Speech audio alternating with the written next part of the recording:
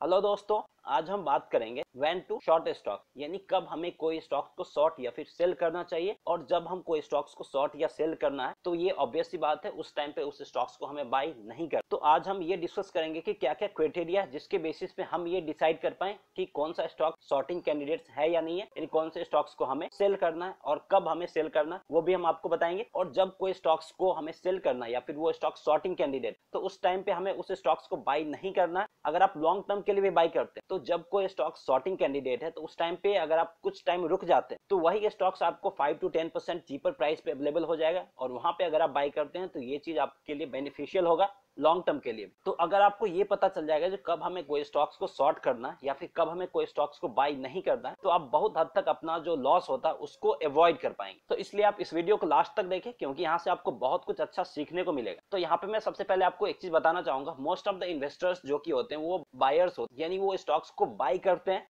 तो बहुत कम ऐसे इन्वेस्टर्स होते हैं जो स्टॉक्स को शॉर्ट करते हैं और उसके डिक्लाइन पे वेट लगाते हैं। मोस्ट ऑफ द इन्वेस्टर्स जो कि होते हैं वो स्टॉक्स को बाय करते हैं, वो बाय करना ज्यादा प्रीफर करते हैं। तो अब हम देखते हैं क्या क्या क्राइटेरिया जिसके बेसिस पे हम ये डिसाइड करेंगे कि कब हमें स्टॉक्स को सेल करना या फिर शॉर्ट करना। तो जो पहला क्राइटेरिया वो हम टेक्निकल एनालिसिस के बेसिस पे डिसाइड करेंगे। तो टेक्निकल एनालिसिस के बेसिस पे हम कोई भी स्टॉक्स का शॉर्ट टर्म ट्रेंड हम फाइंड कर सकते हैं, यानी शॉर्ट टर्म में जो उसका ट्रेंड है वो पॉजिटिव है या फिर निगेटिव है। अगर शॉर्ट टर्म ट्रेंड उसका निगेटिव है तो वो स्टॉक सेलिंग कैंडिडेट्स है। तो जो यहाँ पे हम टेक्निकल इंडिकेटर्स यूज करेंगे, पहला वो हम ट्रेंड लाइन के बेसिस पे डिसाइड करेंगे और दूसरा हम मूविंग एवरेज और मैकडी दोनों को यूज करके हम डिसाइड करेंगे कि कौन सा स्टॉक शॉर्टिंग कैंडिडेट्स है या फिर नहीं है। तो अब हम यहाँ पे देखेंगे कैसे हम ट्रेंड लाइन के बेसिस पे हम डिसाइड करेंगे कि कब हमें कोई स्टॉक्स को शॉर्ट करना, यानी कब परफेक्ट टाइम है कोई स्टॉक्स को शॉर्ट करने। तो यहाँ पे हमने अपने स्टॉक का चार्ट ओपन कर रखा है। तो कोई भी चार्ट आप ओपन करते हैं, जीरोधा का या कोई भी चार्ट ओपन करते हैं, तो आपको ट्रेंड लाइन पे जाना।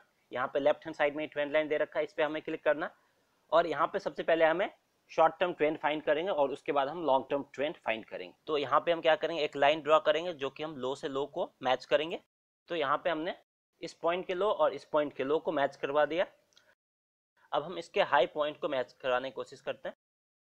तो अब हम देखिए इसके हाई पॉइंट को भी मैच करवा दी। इसको हम थोड़ा सा जूम करते हैं और फिर समझने की कोशिश करते हैं। तो अब देखिए ये ट्रेंड हम कब ड्रॉ कर पाएंगे, ये ट्रेंड लाइन जो शॉर्ट टर्म का है हम ड्रॉ कर पाएंगे यहाँ पे जब इतना चार्ट बन चुका होगा। यहाँ पे देखिए ये नीचे आया, फिर से ऊपर जाने की कोशिश किया, फिर से नीचे आया, फिर से ऊपर आया, फिर से नीचे आ गया। तो इसके बाद हम ये शॉर्ट टर्म अपना ट्रेंड लाइन ड्रॉ कर पाएंगे। तो देखिए इसके बाद क्या हुआ, ये ट्रेंड लाइन को टच किया, फिर से ऊपर जाने की कोशिश किया। तो यहाँ पे हम क्या कर सकते हैं, जैसे ही ट्रेंड लाइन को टच करके ऊपर जाने की कोशिश किया तो ये बाइंग कैंडिडेट है, मतलब यहाँ पे हम शॉर्ट टर्म के लिए बाय कर सकते हैं और टारगेट जो कि होगा मेरा वो 11,000 के करीब होगा। तो यहाँ पे इस लाइन के करीब गया और फिर से नीचे आने की कोशिश किया। अब इस लाइन को टच करके अगर ये नीचे आ रहा तो यहाँ पे ये शॉर्टिंग कैंडिडेट हो जाता है। जैसे निफ्टी का चार्ट है तो निफ्टी जैसे ही इस पॉइंट को टच करके नीचे आया, रेड कैंडल बनाया, तो उसके बाद हम क्या करेंगे, इसको शॉर्ट करेंगे, यानी हम 11,700 और 800 से इसको हम शॉर्ट करेंगे और मेरा जो टारगेट होगा वो 10,500 करीब टारगेट होगा। तो इस तरीके से आप शॉर्ट टर्म ट्रेंड फाइंड कर सकते हैं with the help of trend line. ये तो हो गया शॉर्ट टर्म ट्रेंड। अगर आप लॉन्ग टर्म ट्रेंड फाइंड करना है तो उसके लिए क्या करें, और इसके कलर को हम चेंज कर देते हैं ताकि हम दोनों लाइन को इजीली आइडेंटिफाई कर पाए। हम यहाँ पे मैक्सिमम पॉइंट को टच करने की कोशिश किए हैं। अब यहाँ पे देखिए एक ये पॉइंट टच हुआ, दूसरा ये, तीसरा ये, 3 हाई पॉइंट टच हुआ और चौथा ये भी ऑलमोस्ट टच हो ही गया। उसके बाद हम लो टू लो टच करने की कोशिश करते हैं। तो यहाँ पे देखिए कितने पॉइंट का लो टच हुआ है, यहाँ पे एक ये लो फॉर्म किया, ये लो फॉर्म किया और यहाँ पे भी इस पॉइंट का जो लो है उसको टच किया और इस पॉइंट के लो को टच किया। तो यहाँ पे देखिए यहाँ पे शॉर्ट टर्म और लॉन्ग टर्म दोनों ट्रेंड लाइन क्रॉस कर रहा था, ये एक इंपॉर्टेंट पॉइंट हो जाता और ये जो निफ्टी का चार्ट है इसी को टच करके ऊपर गया। यहाँ पे देखिए यहाँ पे अगर शॉर्ट टर्म ट्रेंड को आप गौर से देखेंगे तो ये दोनों लाइन जो कि वो आपस में मिलता हुआ दिख रहा, मतलब आगे इसको अगर हम एक्सटेंड करेंगे तो ये मिल जाएगा। मतलब यहाँ पे जो इसका एरिया वो काफी ज्यादा है, फिर यहाँ पे थोड़ा सा कम हो गया, फिर यहाँ पे और कम हो गया, मतलब एरिया इसका कम होता जा रहा है।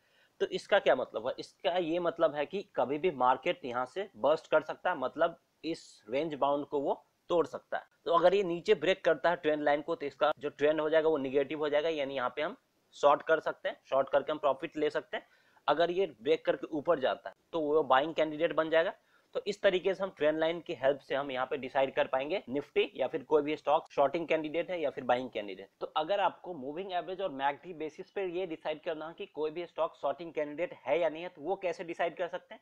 तो उसके लिए हमने पहले ही वीडियो बना रखा है, 3 वीडियो बना रखा है। Technical indicators based on moving average, उसमें हमने क्रॉसओवर के बारे में बता रखा है, गोल्डन क्रॉस और डेथ क्रॉस। ये हमारे यूट्यूब चैनल के वीडियो सेक्शन में अवेलेबल है, आप वहां पे जाके देख सकते हैं, या नहीं तो इस वीडियो के डिस्क्रिप्शन में भी उन सारे वीडियो का लिंक दिया गया, आप जाके देख सकते हैं कि मूविंग एवरेज और मैकडी को यूज करके हम कैसे डिसाइड कर सकते हैं कि कोई भी स्टॉक शॉर्टिंग कैंडिडेट्स है या नहीं है, कोई स्टॉक्स को हमें कब सेल करना चाहिए। उसके बाद जो हम एनालिसिस करेंगे वो है फंडामेंटल एनालिसिस करेंगे। फंडामेंटल एनालिसिस में हम क्या क्या चीज देखेंगे? सबसे पहला चीज हम देखेंगे डेब्ट इक्विटी रेशियो, यानी कोई कंपनी का डेब्ट इंक्रीज हो रहा है या फिर डिक्रीज हो रहा है। अगर कोई भी कंपनी का डेब्ट इंक्रीज हो रहा है तो वो उस कंपनी के लिए निगेटिव चीज है, यानी उस स्टॉक्स के लिए वो निगेटिव बात है। ऐसे ही अगर कोई भी स्टॉक्स का ईपीएस डिक्रीज हो रहा है तो ये भी निगेटिव है। नेट प्रॉफिट मार्जिन देखेंगे, जो नेट प्रॉफिट मार्जिन क्या हो रहा है, इंक्रीज हो रहा है, डिक्रीज हो रहा है। क्वार्टरली और एनुअल रिजल्ट, अगर कोई भी स्टॉक्स का क्वार्टरली रिजल्ट खराब आता है तो वो स्टॉक्स के लिए निगेटिव साइन है और वहां पे स्टॉक्स डाउनफॉल शो करता है। और अगर एनुअल रिपोर्ट्स भी खराब होता है तो वो स्टॉक्स क्वार्टरली रिजल्ट से ज्यादा एनुअल रिपोर्ट्स में डाउनफॉल शो करता है।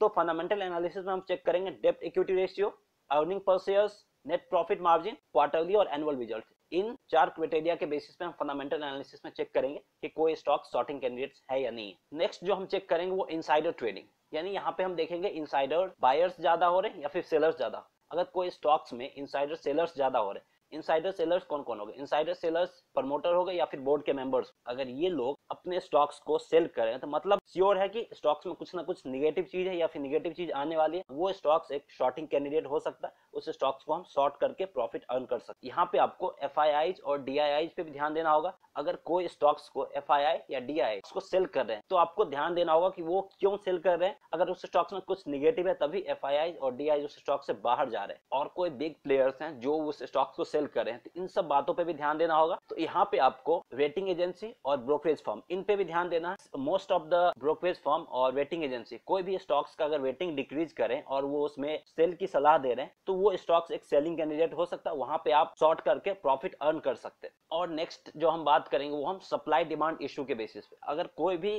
कंपनी का डिमांड कमजोर हो रहा है यानी डिमांड वीक हो रहा है तो वो स्टॉक्स के लिए निगेटिव है और उसका इंपैक्ट उसके क्वार्टरली और एनुअल रिजल्ट में भी शो करेगा और उसका इंपैक्ट उसके प्रॉफिट पे भी शो करेगा। तो ये भी चीज स्टॉक्स के लिए निगेटिव है और यहाँ से भी ये स्टॉक्स करेक्शन लेता है। तो सप्लाई और डिमांड भी एक मेजर फैक्टर है जो कि स्टॉक्स के प्राइस को डिसाइड करता है। तो यहाँ पे हमने डिस्कस किया है technical analysis, fundamental analysis, insider trading, rating agency और ब्रोकरेज फर्म का रिपोर्ट और सप्लाई एंड डिमांड। अगर इन सारे क्राइटेरिया के बेसिस पे कोई स्टॉक्स लग रहा है वो शॉर्टिंग कैंडिडेट्स है, उस स्टॉक्स को शॉर्ट करके आप प्रॉफिट अर्न कर सकते हैं और यहाँ पे काफी हद तक आपको प्रॉफिट मिलेगा। और बहुत सारे लोग स्टॉक्स को शॉर्ट करके भी प्रॉफिट अर्न करते हैं, तो आप भी स्टॉक्स को शॉर्ट करके प्रॉफिट अर्न कर सकते हैं। और अगर आप ये चीज जान जाएंगे ना कोई भी स्टॉक्स को कैसे हमें एनालाइज करना है, तो यहाँ से आपका क्या होगा, लॉसेस के चांसेस होते हैं वो भी काफी कम हो जाएंगे। तो that's all friends, I hope आपको ये वीडियो पसंद आया होगा। अगर आपको ये वीडियो पसंद आया तो इस वीडियो को लाइक जरूर करें, और अगर अभी तक आपने हमारे चैनल को सब्सक्राइब नहीं किया तो हमारे चैनल को सब्सक्राइब जरूर करें और साथ ही साथ बेल आइकन दबाना ना भूलें। Thanks for watching.